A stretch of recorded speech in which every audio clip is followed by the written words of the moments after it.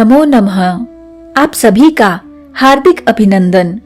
आइए श्री विष्णु पुराण के तृतीय अंश के 12वें अध्याय का पाठन आरंभ करते हैं। गृहस्थ संबंधी सदाचार का वर्णन। और वो बोले, गृहस्थ पुरुष को नित्य प्रति देवता, गौ, ब्राह्मण, सिद्धगण, वयोवृद्ध तथा आचार्य की पूजा करनी चाहिए और दोनों समय संध्या वंदन तथा अग्निहोत्रादि कर्म करने चाहिए। गृहस्थ पुरुष सदा ही संयम पूर्वक रहकर बिना कहीं से कटे हुए 2 वस्त्र, उत्तम औषधियां और गारुड़, मरकत आदि विष नष्ट करने वाले रत्न धारण करे। वह केशों को स्वच्छ और चिकना रखे तथा सर्वदा सुगंध युक्त सुंदर वेश और मनोहर श्वेत पुष्प धारण करे। किसी का थोड़ा सा भी धन हरण ना करे और थोड़ा सा भी अप्रिय भाषण ना करे। जो मिथ्या हो ऐसा प्रिय वचन कभी भी ना बोले और ना कभी दूसरों के दोषों को ही कहे। हे पुरुष श्रेष्ठ, दूसरों की स्त्री अथवा दूसरों के साथ वैर करने में कभी रुचि ना करे। निंदित सवारी में कभी ना चढ़े और नदी तीर की छाया का कभी आश्रय ना ले।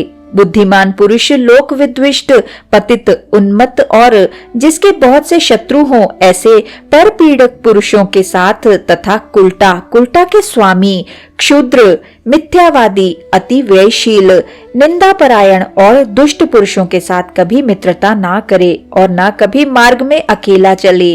हे नरेश्वर, जल प्रवाह के वेग में सामने पड़कर स्नान ना करे, जलते हुए घर में प्रवेश ना करे और वृक्ष की चोटी पर ना चढ़े, दांतों को परस्पर ना घिसे, नाक को ना कुरेदे तथा मुख को बंद किए हुए जुम्हाई ना ले और ना बंद मुख से खांसे या श्वास छोड़े। बुद्धिमान पुरुष जोर से ना हंसे और शब्द करते हुए अधोवायु ना छोड़े तथा नखों को ना चबावे, तिनका ना तोड़े और पृथ्वी पर भी ना लिखे। हे प्रभु, विचक्षण पुरुष मूछ दाढ़ी के बालों को ना चबावे, 2 ढेलों को परस्पर ना रगड़े और अपवित्र एवं निंदित नक्षत्रों को ना देखे, नग्न पर स्त्री को और उदय अथवा अस्त होते हुए सूर्य को ना देखे तथा शव और शव गंध से घृणा ना करे, क्योंकि शव गंध सोम का अंश है। चौराहा, चैत्य वृक्ष, शमशान, उपवन और दुष्टा स्त्री की समीपता, इन सब का रात्रि के समय सर्वदा त्याग करे।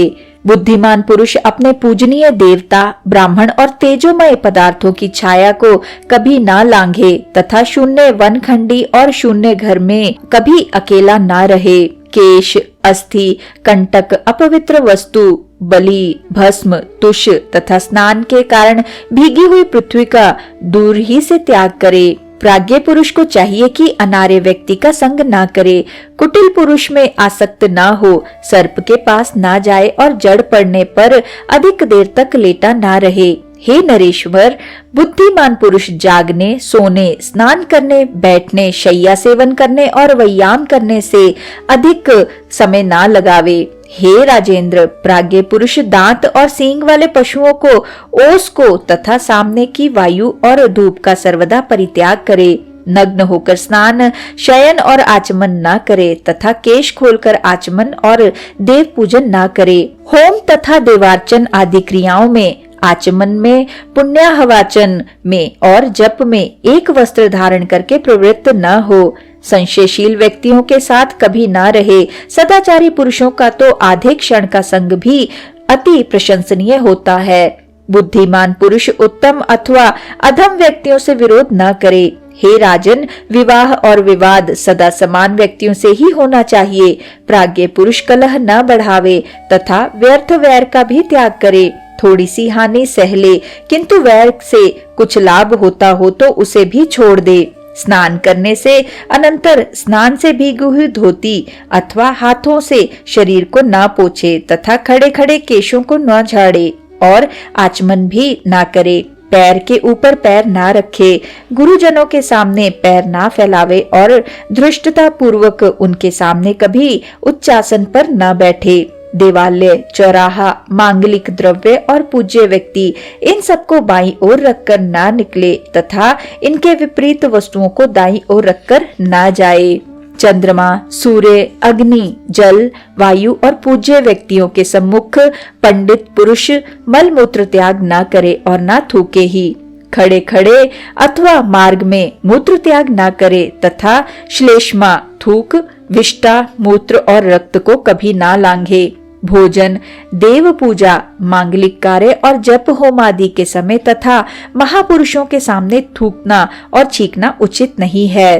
बुद्धिमान पुरुष स्त्रियों का अपमान ना करे, उनका विश्वास भी ना करे तथा उनसे ईर्ष्या और उनका तिरस्कार भी कभी ना करे। सदाचार परायण प्राज्ञ पुरुष मांगलिक द्रव्य, पुष्प, रत्न, घृत और पूज्य व्यक्तियों का अभिवादन किए बिना कभी अपने घर से ना निकले।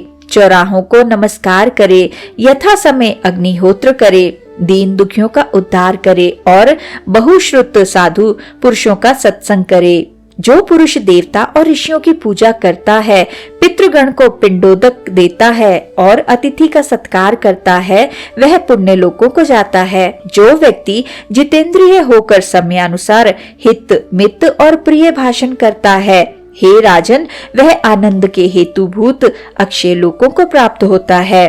बुद्धिमान, लज्जावान, क्षमाशील, आस्तिक और विनयी पुरुष विद्वान और कुलीन पुरुषों के योग्य उत्तम लोकों में जाता है। अकाल मेघ गर्जन के समय, पर्व दिनों पर, अशौच काल में तथा चंद्र और सूर्य ग्रहण के समय बुद्धिमान पुरुष अध्ययन न करे। जो व्यक्ति क्रोधित को शांत करता है, सबका बंधु है, मत्सर शून्य है, भयभीत को सांत्वना देने वाला है और साधु स्वभाव है, उसके लिए स्वर्ग तो बहुत थोड़ा फल है। जिसे शरीर रक्षा की इच्छा हो, वह पुरुष वर्षा और धूप में छाता लेकर निकले, रात्रि के समय और वन में दंड लेकर जाए तथा जहाँ कहीं जाना हो सर्वदा जूते पहन कर जाए। बुद्धिमान पुरुष को ऊपर की ओर, इधर उधर अथवा दूर के पदार्थों को देखते हुए नहीं चलना चाहिए। केवल युग मात्र 4 हाथ पृथ्वी को देखता हुआ चले। जो जितेंद्रिय दोष के समस्त हेतुओं को त्याग देता है,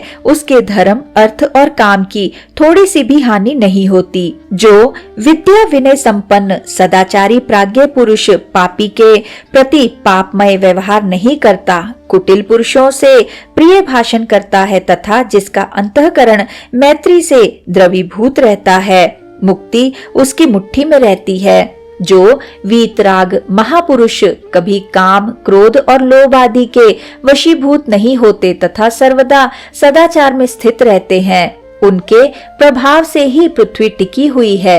अतः प्राज्ञ पुरुष को वही सत्य कहना चाहिए जो दूसरों की प्रसन्नता का कारण हो। यदि किसी सत्य वाक्य के कहने से दूसरों को दुख होता जाने तो मौन रहे। यदि प्रिय वाक्य को भी अहित कर समझे तो उसे न कहे।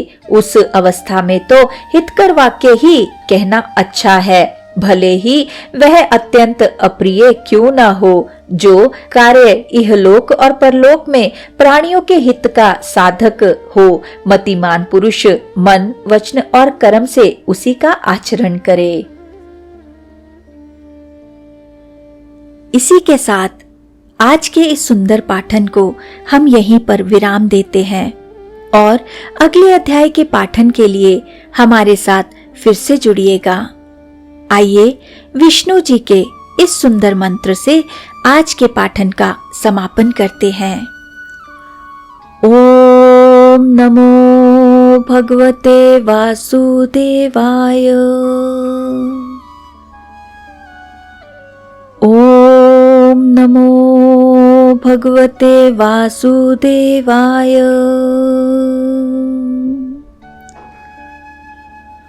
ओम नमो भगवते वासुदेवाय। ओम नमो भगवते वासुदेवाय। ओम नमो भगवते वासुदेवाय। ओम नमो भगवते वासुदेवाय। ओम नमो भगवते वासुदेवाय। धन्यवाद।